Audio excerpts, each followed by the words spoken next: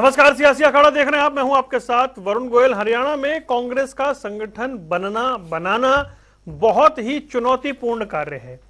ये खुद प्रदेश प्रभारी दीपक बाबरिया कह रहे हैं। संगठन विस्तार आखिर हो क्यों नहीं पा रहा? हर बार एक नई तारीख क्यों मिल जाती है?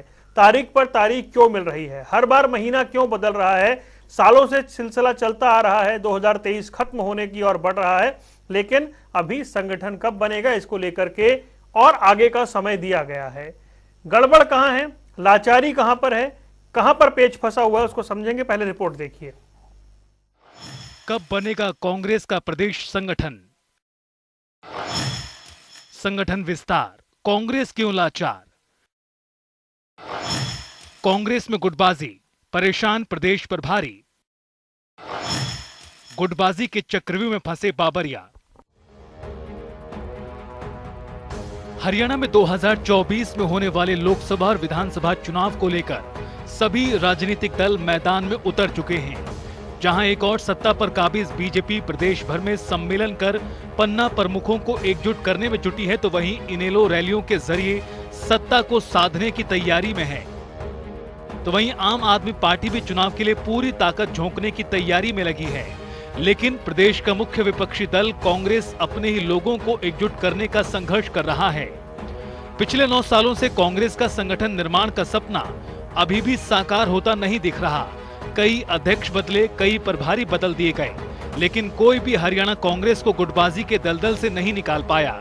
इस बात को कांग्रेस के प्रदेश अध्यक्ष उदय भान भी मानते हैं। देखिए, 3 प्रभारी बदल गए 1 साल में।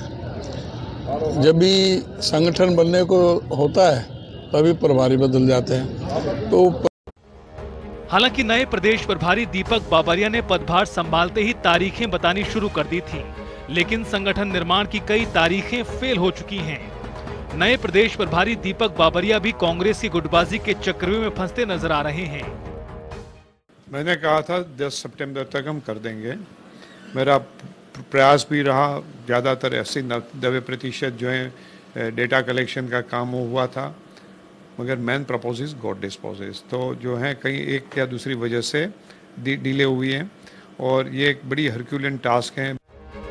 प्रदेश प्रभारी दीपक बाबरिया ने भी माना कि हरियाणा में संगठन निर्माण करना कठिन चुनौती है। देखना यही है कि क्या समय रहते बाबरिया प्रदेश कांग्रेस में चल रही गुटबाजी के चक्रव्यूह को तोड़ पाते हैं। न्यूज डेस्क, जनता टीवी। 4 खास मेहमान हमारे साथ जुड़ गए हैं। प्रवीण अत्रे भारतीय जनता पार्टी का पक्ष रखेंगे, वेद प्रकाश विद्रोही कांग्रेस, विजेंद्र रेड्डी इंडियन नेशनल लोकदल, नवीन गौड़ आम आदमी पार्टी से। आप चारों का स्वागत है। विद्रोही जी, शुरुआत तो आज आपसे ही करनी है। आपने सुना बाबरिया जी ने क्या कुछ कहा और जिस तरह की चुनौती वो बता रहे हैं, मतलब प्रभारी के पसीने छूट गए मान लीजिए। जिस तरह से वो टिप्पणी कर रहे हैं हमारे चैनल पर, ये तो स्वीकार करिए आप। ऐसा क्या हो गया भाई? क्या रॉकेट साइंस है ये? वरुण जी, आपको, भाई विजेंद्र रेड्डी जी को, भाई नवीन गौड़ जी को और भाई प्रवीण अत्रे जी को मेरा नमस्कार, और सियासी अखाड़ा जनता टीवी दर्शकों को भी मेरा नमस्कार। आप लोगों के तीर सुनूंगा, सहूंगा। जब प्रभारी के पास ही कोई जवाब नहीं है तार्किक, वो ही तारीख नहीं दे पा रहे, तो मेरी क्या हैसियत है कि मैं आपको तारीख दे दूं। हाँ, मैं कांग्रेस वर्करों का बड़ा आभार व्यक्त करता हूं कि 10 साल से संगठन नहीं है, 9 साल से हरियाणा में और केंद्र में हमारी सरकार नहीं है, फिर भी कांग्रेस कार्यकर्ता बिना किसी पद, बिना किसी लाभ के और उनको संगठन में बिना मान्यता मिले मजबूती के साथ न केवल हरियाणा में खड़े हुए हैं, अपितु कांग्रेस का आधार हरियाणा में दिन प्रतिदिन मजबूत होता जा रहा है। और इसका सबसे बड़ा प्रमाण यह है कि हर दलों के लोग रोज सैकड़ों की तादाद में कांग्रेस में शामिल हो रहे हैं। आप हमें कोस सकते हैं, आप हम पर सवाल उठा सकते हैं, आप हमें कमजोर बता सकते हैं, ये आपका अधिकार है, क्योंकि हमारा संगठन नहीं है 10 साल से, ये कटु सत्य है। और इस संदर्भ में जो भी आप हम पर कुछ कहेंगे, तीर चलाएंगे, तंज कसेंगे, वो आपके सादर हमें स्वीकार है कि हमारी कमजोरी है। अब ये कटु सत्य है कि भाई कारण क्या कुछ भी रहे हो, चाहे गुटबाजी कारण रहे हो, चाहे प्रभारियों के बदलने का कारण रहा हो, चाहे आपसी सर्वसम्मति न बनने का कारण रहा हो, किसी भी एक्सक्यूज को स्वीकार नहीं किया जा सकता। अगर मान लो हरियाणा के लोग संगठन नहीं बनने दे रहे, नेता लोग नहीं बनने दे रहे, तो केंद्र का जो नेतृत्व है अपना विशेष अधिकार प्रयोग कर कर संगठन घोषणा कर सकता है और कह सकता है किसी ने मानना हो तो मानो, ना मानना तो अपने बाहर जाओ।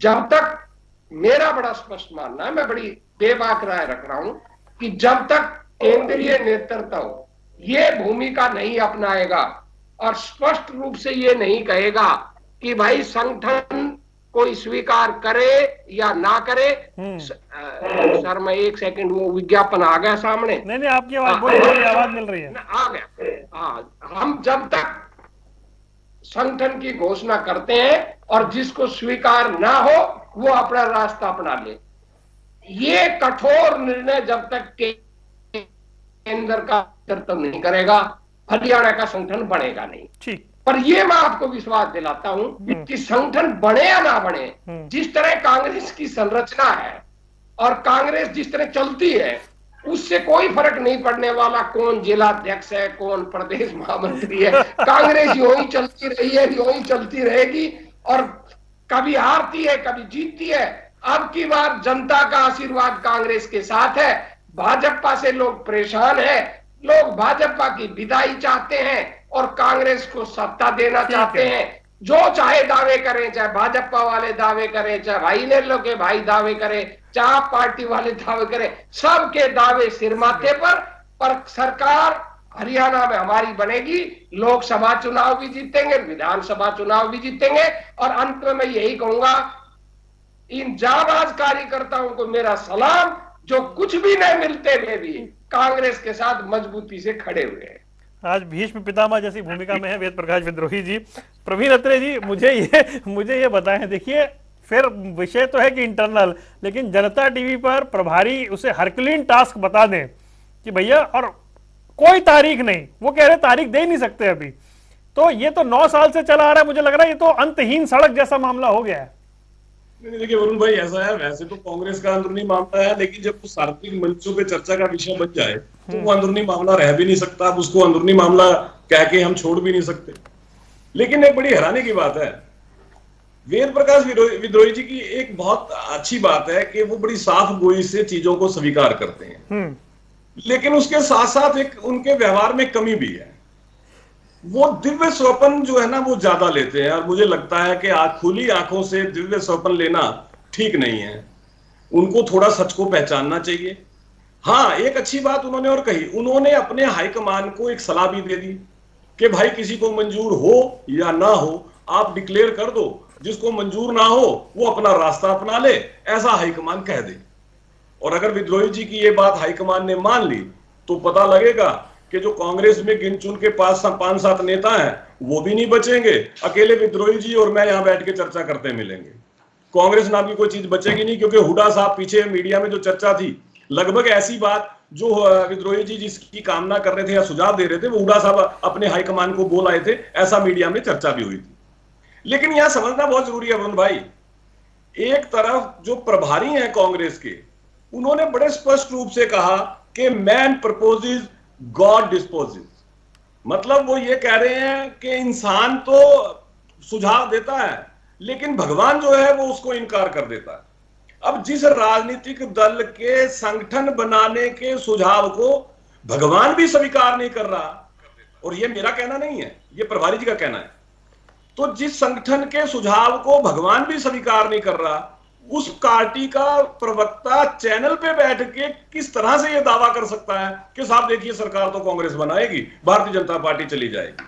सच को पहचानिए, भगवान की इच्छा को पहचानिए और भगवान की इच्छा के साथ साथ जनता की इच्छा को पहचानिए। और मुझे लगता है विद्रोही जी इन सबको पहचानते हुए इस तरह के दावे, क्योंकि इसी चैनल पे विद्रोही जी ने मेरे सामने ये दावा किया था कि अगले हफ्ते हमारी संगठन की सूची आ जाएगी, मैं दावे से कहता हूं।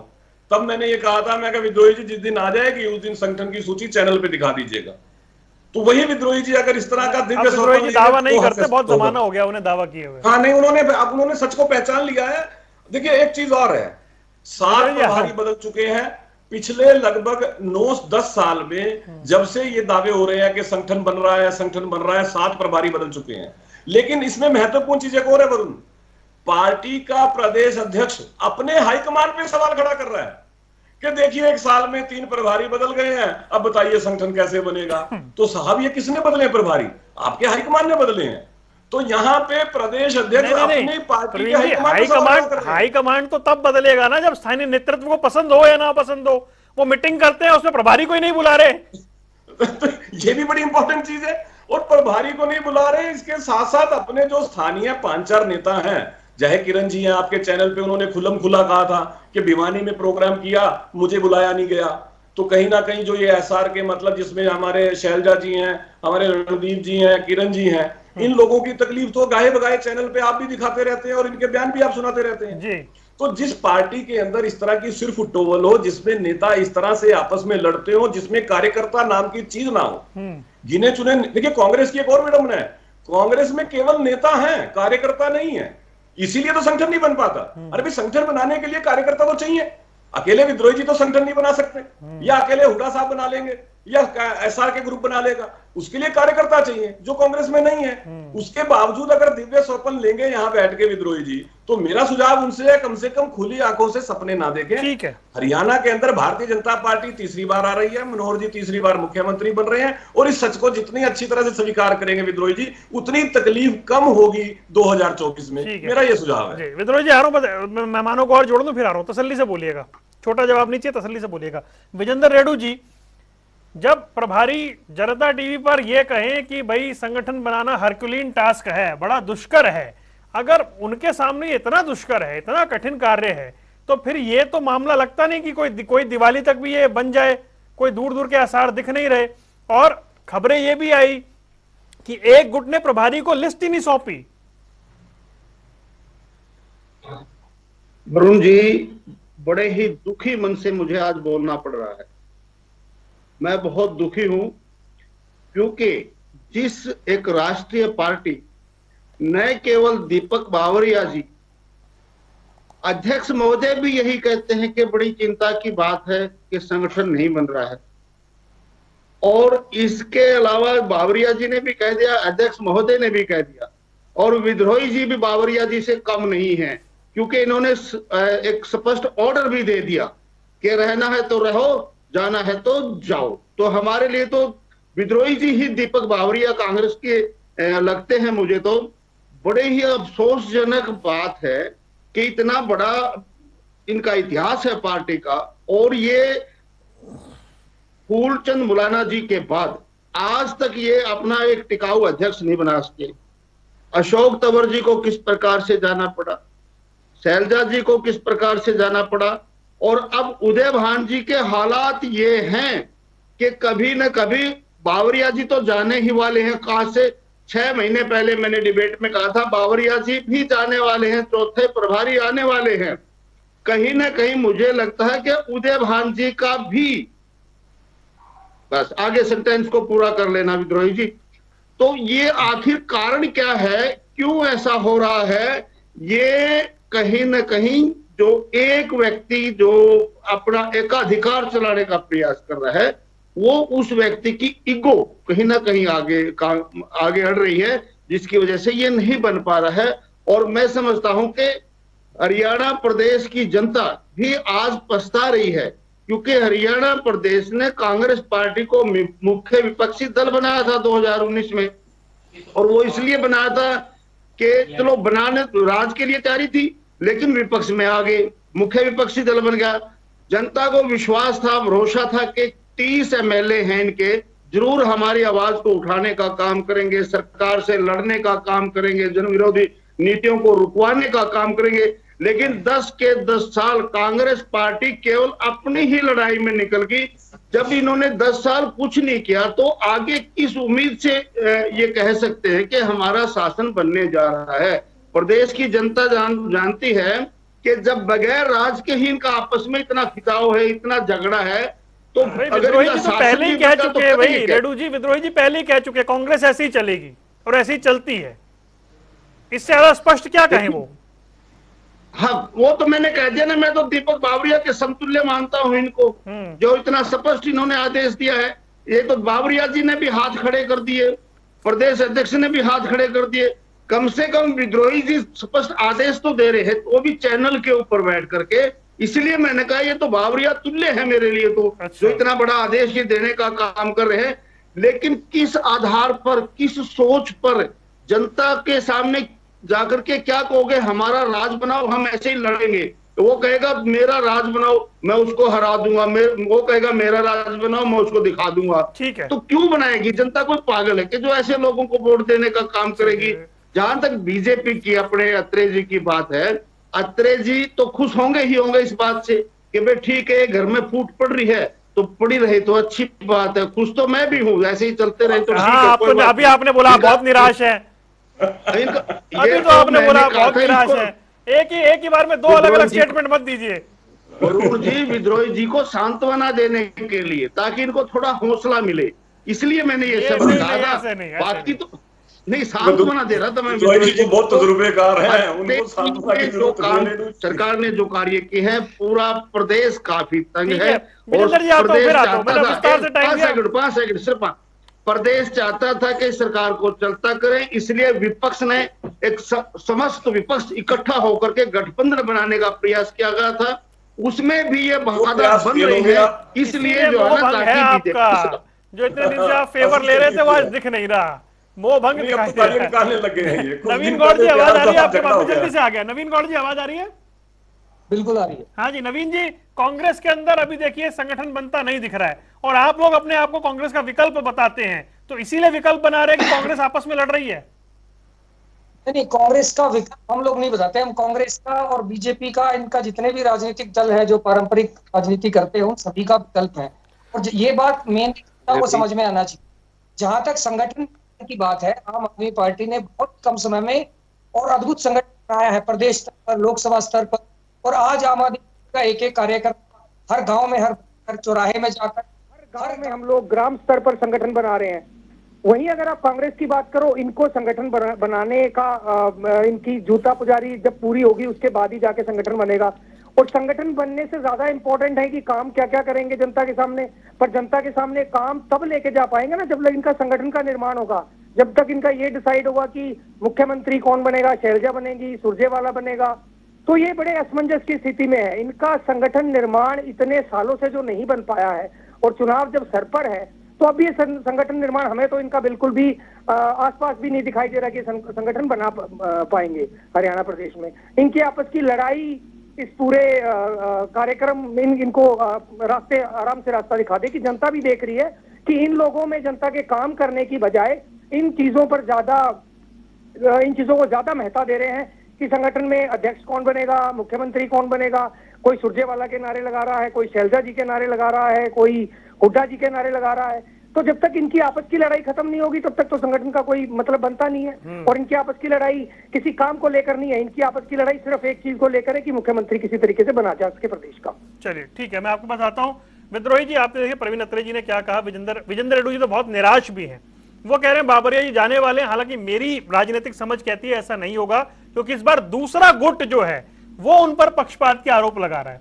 तो मुझे लगता है बाबरिया इसके पास ये कॉम्प्लीमेंट, मतलब ये तो अचीवमेंट हो गई कि दूसरा गुट उन पर आरोप लगा रहा है। विद्रोही जी जाएंगे आपके चैनल पर मैं कई बार आया जी, एक बार, केवल एक बार पार्टी के कहने से, पार्टी ने बाकायदा मुझे फोन कर कहा था, मैंने आपको बताया भी था कि भाई इस तारीख तक बन जाएगा।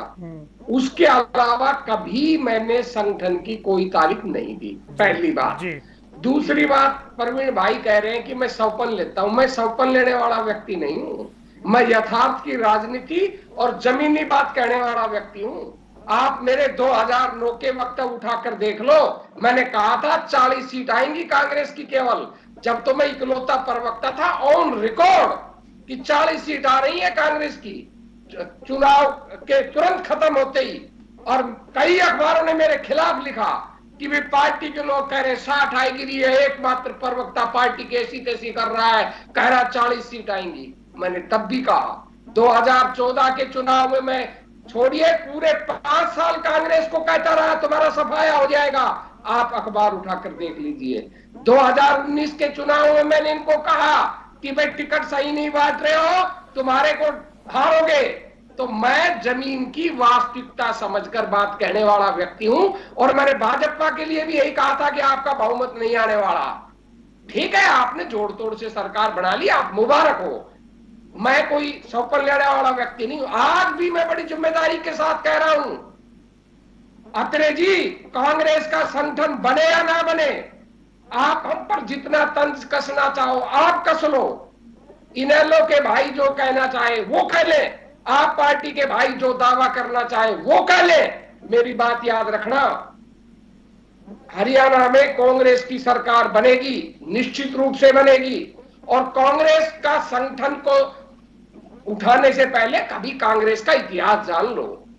हम भी बहुत दिनों विपक्ष में रहे हैं, और मैं तो कांग्रेस का बड़ा कटु आलोचक रहा हूं, सब जानते हैं हरियाणा के लोग।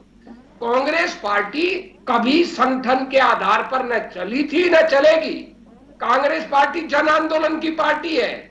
आजादी आंदोलन के समय भी आजादी की लड़ाई उन्होंने इसी तरह लड़ी थी, और आजादी के बाद भी कांग्रेस इसी तरह लड़ती रहती है।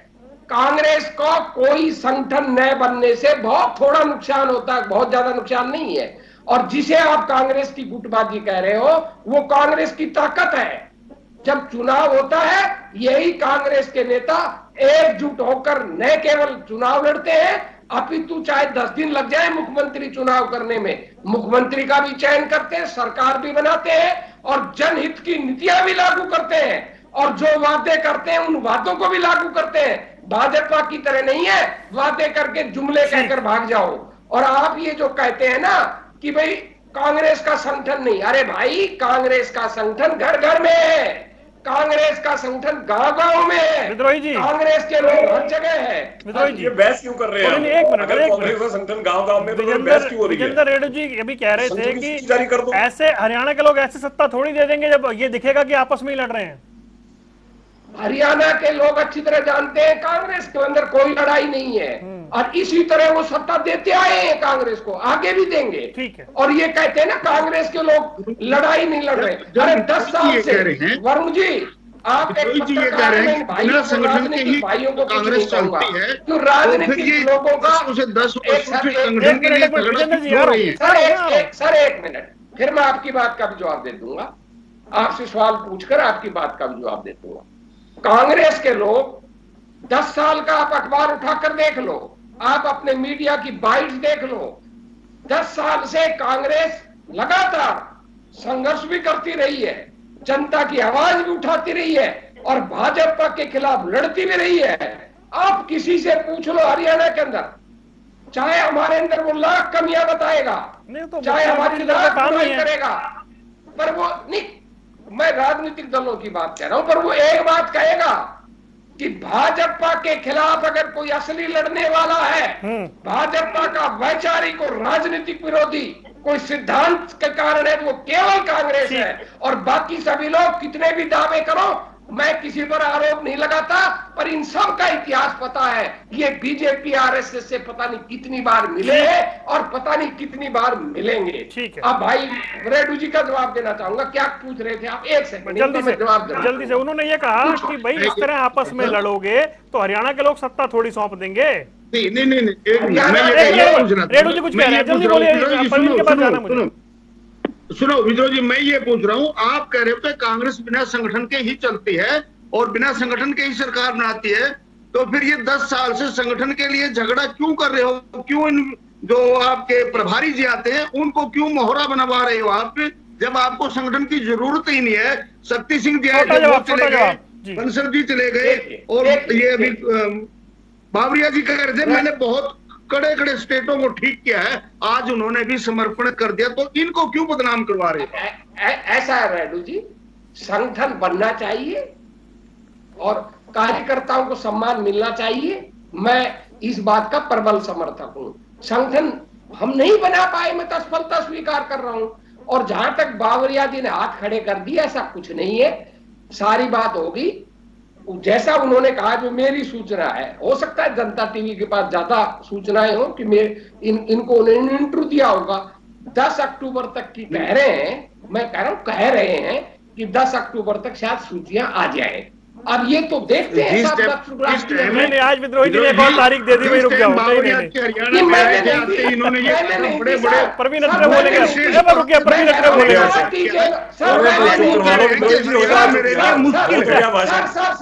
सर सुन कर लीजिए सर, चलिए विद्रोही जी बहुत हो गया भाषण, बहुत हो गया तो लीजिए सर, अरे सर सुन तो लीजिए एक लाइन, सुन तो लीजिए।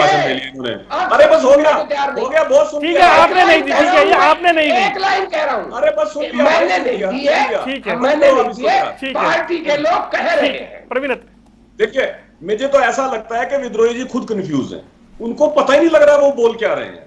कभी वो अपने आप को साइकोलॉजिस्ट बता रहे हैं, कभी वो कह रहे हैं कि मैं तो बहुत बड़ा जोशी हूं, मैंने 2009 में कह दिया था, मैंने 2004 में कह दिया था, मैंने 14 में कह दिया था। अब मुझे समझ में नहीं आ रहा कि विद्रोही जी कहना क्या चाह रहे हैं। कभी कहते हैं कि हमारा संगठन तो जरूर बनेगा, कभी इस तारीख को बन जाएगा, कभी उस तारीख को बन जाएगा, फिर कह देते हैं हमें संगठन की जरूरत नहीं है। अरे पहले तय तो कीजिए भाई आपको कहना क्या है। लेकिन अब सच्चाई मैं आपको बताता हूं, जो राजनीतिक दल ये दावे करता रहा कि देखिए स्वतंत्रता संग्राम लड़ा हमने, जैसे विद्रोही जी भी कह रहे थे, साहब पूरा देश जानता है ये वो कांग्रेस कहां है। उसके बाद तो कांग्रेस एस, कांग्रेस ओ, कांग्रेस देवराजर्स, कांग्रेस तिवारी, कितनी कांग्रेसें चली गई। उस वक्त तो चौधरी देवीलाल भी कांग्रेस में थे, अगर मैं गलत नहीं हूं रेड्डू साहब बता देंगे। ये कांग्रेस है नेहरू गांधी परिवार की कांग्रेस, एक परिवार की कंपनी जिसके मालिक है राहुल गांधी आज की तारीख में, जिनके कारिंदे हैं वेद प्रकाश विद्रोही जी आज की तारीख में, ये एक कंपनी है। अब दूसरी बात, विद्रोही जी से यह जानना चाहता हूं कि जिस राजनीतिक दल ने 10 साल हरियाणा के अंदर जातिवाद की राजनीति के अंदर हरियाणा को बदनाम करके रखा, क्षेत्रवाद की राजनीति में हरियाणा को बदनाम करके रखा, भाई भतीजावाद में हरियाणा को बदनाम करके रखा, नौकरियों के अंदर जिस तरह की बंदरबाट की, जिस तरह भ्रष्टाचार खुल के हरियाणा प्रदेश में हुआ और देश में उस समय हुआ, क्या हरियाणा प्रदेश की जनता ये बातें भूल गई है? क्या हरियाणा प्रदेश का किसान इस बात को भूल गया कि उसकी फसल को बेचने के लिए उसको किस तरह से मारामारी करनी पड़ती थी? क्या हरियाणा प्रदेश का किसान भूल गया कि जो आज बड़ी बड़ी बातें करते हैं, सत्ता में रहते हुए जब एमएसपी बढ़ाने की बात आती थी तो एक साल तो ऐसा भी आया कि किसान की एमएसपी धान की घटा दी थी बजाय बढ़ाने की। क्या भूल गया हरियाणा प्रदेश का किसान? क्या हरियाणा प्रदेश का बाजरे का किसान ये भूल गया कि उस वक्त आपने कभी किसी का एक दाना नहीं खरीदा? क्या हरियाणा के सरसों का किसान भूल गया कि आपने सत्ता में रहते हुए कभी उसका एक दाना नहीं खरीदा? क्या हरियाणा का वो युवा भूल गया कि जो बेचारा नौकरी के लिए मारा मारा फिरता था लेकिन सत्ता के चहेतों के बच्चों की लिस्टें जारी होती थी? क्या हरियाणा प्रदेश का वो युवा भूल गया कि 120 SC/ST की भर्ती के मामले में 66 बच्चे वो भूपेंद्र सिंह हुड्डा और उसके आसपास के लोगों के थे? क्या हरियाणा प्रदेश का वो युवा ये भूल गया कि अगर जेब में पैसा नहीं है तो नौकरी नहीं है? इस तरह की बातें इस प्रदेश में होती थी। ये हरियाणा प्रदेश का एक एक नागरिक अच्छी तरह से याद रखे हुए है। विद्रोही जी, आप तो सत्ता में आने के ख्वाब देख रहे हो। अब मेरी भविष्यवाणी सुनिए, 2024 में होने दीजिए चुनाव, आपकी उस जात पात की राजनीति का जो जवाब हरियाणा का वोटर देगा आपको समझ में आ जाएगा। जो लोग केवल जात की पार्टी के नाम पे दम भरते रहे ना, उनको सबक सिखा। 2014 में सबक क्यों सिखाया, 2019 में क्यों सिखाया? भूला नहीं है हरियाणा प्रदेश का इंसान, हरियाणा प्रदेश का एक भी नागरिक। तो इसलिए ख्वाब लेने बंद कीजिए, सच को पहचानिए। आप वो उदाहरणों, जैसा रेड्डू जी कह रहे थे कि एक राष्ट्रीय पार्टी उसके गर्त में जाने का सबसे बड़ा उदाहरण कांग्रेस है। 2024 के बाद आपकी कांग्रेस बचेगी या नहीं बचेगी, इस पर चर्चा कीजिएगा विद्रोही जी। क्योंकि हुड्डा साहब के जिस तरह के बयान आ रहे हैं, जिस तरह का उनका पुत्र मोह है, जिस तरह से वो दीपेंद्र को एस्टेब्लिश करना चाहते हैं, वो सारी परिस्थितियां इशारा कर रही हैं 2024 के बाद विद्रोही जी अकेले ना बच जाए चर्चा करने के लिए कांग्रेस में। इस पे चिंता कीजिए, ख्वाब लेने बंद कीजिए। चलिए ठीक है, एक आ रहा हूं नवीन गौड़ जी, मुझे बताएं कि भाई आपका तो कांग्रेस के साथ आप इंडिया अलायंस में हैं, लेकिन अभी गठबंधन नहीं, मतलब कांग्रेस का संगठन नहीं बन पा रहा है, तो आप कांग्रेस के साथ क्या भविष्य देख रहे हैं हरियाणा में अपना?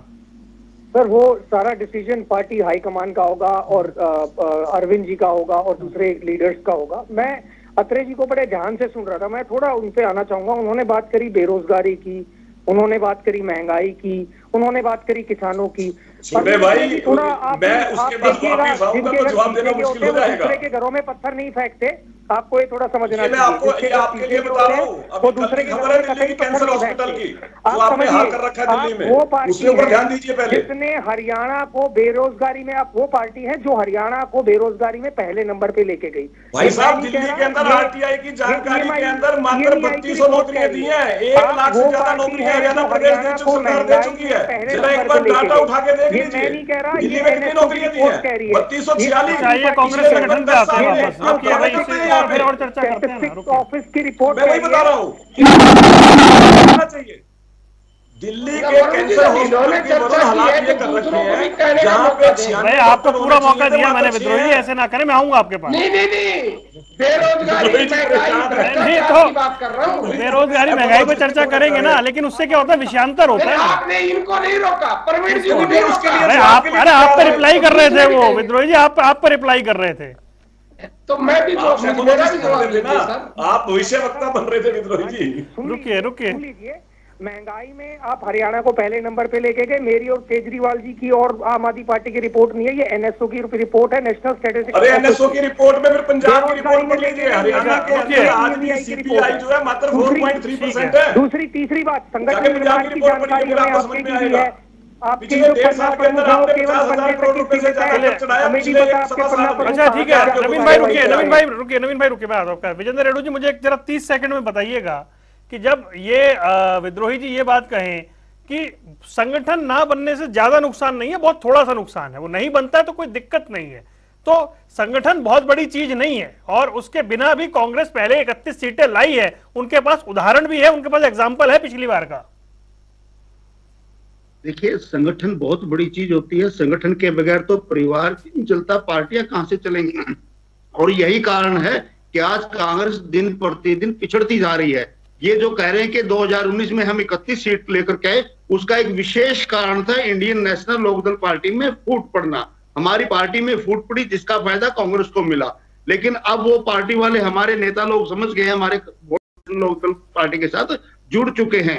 इसीलिए मैंने शुरू में कहा था, अगर ये संगठन ना होने को ही अपनी जीत मान रहे हैं तो शुभकामनाएं हैं, ठीक है, संगठन बनाने की जरूरत नहीं है। क्यों प्रभारियों को भी आप बदनाम करवाने का काम कर रहे हो, उनको परेशान करने का काम कर रहे हो, वो नहीं बनवाने चाहिए। दूसरी बात, अभी हमारे अत्रेय जी ने बहुत गिनाई, युवा याद करेगा, किसान याद करेगा, महिलाएं याद करेंगी। मैं इनको भी बताना चाहूंगा, अत्रेय जी, किसान जरूर याद करेगा, जरूर याद रखेगा। 750 किसानों की आहुति आपने दी, किसान जरूर याद रखेगा। लगभग 13 महीने आपने सर्दी में, गर्मी में, बरसात में बॉर्डर के ऊपर बिठाने का काम किया। किसान आपको जरूर याद रखेगा। 2016 से लेकर के आज तक के आपने उनको मुआवजा नहीं देने का काम किया।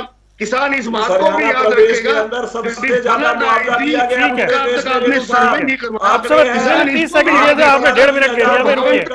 विद्रोही जी आपके 30 सेकंड, रुकिए भाई, विद्रोही जी के 30 सेकंड रुकिए। विजेंद्र जी रुकिए, रुकिए। अरे भाई मैं तो लज्जित हूँ। विद्रोही जी की बारी है भाई, विद्रोही जी। बंगले बड़े होते चले गए, किसान का पेट पीठ से रेड्डी साहब, ये देखा इस हरियाणा प्रदेश के किसान ने 2014 से पहले रेड्डी साहब मात्र 3000 रुपए का खिलौना दिखाते थे। आप लोग क्यों नहीं कभी किसान की सरसों की इतनी बात किया? और मुझे एक मिनट, रेड्डू साहब, रेड्डू साहब, भाई साहब, बताइए इन्होंने ने कब किसान की सरसों खरीदी थी? बताइए कब किसान की सरसों खरीदी थी? बताइए किसान की खरीदी पे एक दिन चर्चा कर लेंगे, खरीदी पे एक दिन चर्चा कर लेंगे। रुकिए, अरे समय खत्म हो रहा है मेरे पास, ऐसे ना करें। रुकिए, किसान के लिए किया कुछ नहीं, विद्रोही जी के नाम पे राजनीति करने का। मुझे लगता है संगठन बहुत बड़ी चीज नहीं है, क्योंकि मेरी जानकारी ऐसी है कि शायद दिल्ली में भी बरसों संगठन नहीं बना आपका। देखिए, संगठन बनेगा, बन जाएगा। मैंने ये नहीं कहा कि संगठन की जरूरत नहीं है, मैंने कहा नहीं बन पा रहा, दुर्भाग्य है, पर बगैर संगठन के भी कांग्रेस कमजोर नहीं है। अत्रे भाई ने कहा कि कांग्रेस पार्टी तो कंपनी है। अरे आपकी तो कंपनी भी नहीं, आपकी तो आरएसएस की कठपुतली है। आपका अध्यक्ष और स्टेट के अध्यक्ष तक आपको नहीं पता कौन बनेगा, मुख्यमंत्री कौन बनेगा। नागपुर से आदेश आता है, कठपुतली बैठ जाती है। आप कहते हो बेरोजगारी मापने आंकड़े नहीं दे रहा। मोदी सरकार ने लोकसभा में कहा है कि कांग्रेस की तुलना में 3 गुना ज्यादा बेरोजगारी बढ़ गई। जीडीपी ग्रोथ में कांग्रेस के जमाने में, खत्म कर रहा हूं, कांग्रेस के जमाने में 6ठे नंबर था हरियाणा, आज 13वें नंबर पर है। किसानों पर कर्ज बोझ आपके राज में दुगना हो गया। और कांग्रेस से 4 गुना 5 गुना ज्यादा कर्ज आपने हरियाणा में ले लिया और उस सारे कर्ज को पी गए। आपकी दौलत बढ़ गई, संघियों की दौलत बढ़ गई और हरियाणा को कर्जदार बना दिया। आप सबसे बड़े भ्रष्टाचारी, संगठन बनेगा ये उम्मीद है। प्रवीण जी एक लाइन में जवाब दीजिएगा, समझ नहीं छोड़िए। देखिए संगठन तो कांग्रेस का खैर नहीं बनेगा, लेकिन मैं केवल दोबारा से दोहराऊंगा उस बात को कि 2024 के बाद कांग्रेस नाम की पार्टी हरियाणा में नहीं रहेगी। आप इस बात को वरुण जी समझ के चले, क्योंकि जिस तरह से हुड्डा साहब राजनीति कर रहे हैं ये पार्टी बचेगी नहीं। क्योंकि हुड्डा साहब तो हालांकि अपने हाईकमान को पहले भी ये बात कह चुके हैं कि अगर हुड्डा साहब की खबर तो चैनलों में खूब चली है तो कांग्रेस नाम की पार्टी 2024 के बाद हरियाणा में नहीं होगी। विद्रोही जी कितना मर्जी चिल्ला ले, हरियाणा प्रदेश का किसान भी जानता है। शुरुआत अच्छी हुई थी, समापन बड़ा अग्रेसिव हो गया। काम किए हैं तो रिमार्केबल है। विद्रोही जी हरियाणा प्रदेश के किसान को सशक्त किया भारतीय जनता पार्टी की सरकार ने। आज हरियाणा प्रदेश के किसान के सशक्तिकरण का सबसे बड़ा उदाहरण है कि उसकी जोखिम पूरी किया। प्रवीण जी बहुत बहुत शुक्रिया। आप चारों मेहमानों का जुड़ने के लिए बहुत बहुत शुक्रिया। सियासी अखाड़ा देख रहे थे, रुकने कुछ देर के लिए, खबरों का सिलसिला लगातार जारी है।